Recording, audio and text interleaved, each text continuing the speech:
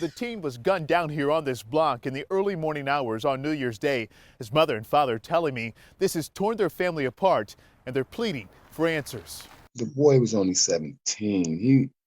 He wasn't no threat to nobody. Kenari Willis's father can barely bring himself together. He says his teen son had no enemies. It's a nightmare I can't wake up from. Willis's mother says the last time they talked was over the phone on New Year's Eve, just hours before he was shot and killed on Detroit's east side. I was telling him to come home before midnight, and he never came home. Authorities say the fatal shots were fired around 8:30 a.m. here on the 14,500 block of Troster on New Year's Day.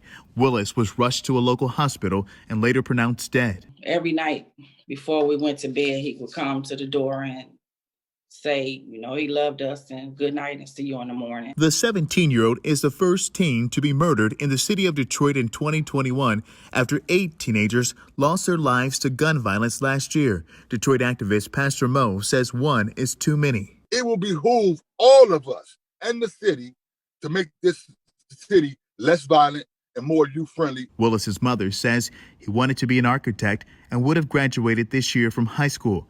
Whoever could even think of doing something like this to a kid is unbelievable. I want y'all to find out who did this to my child.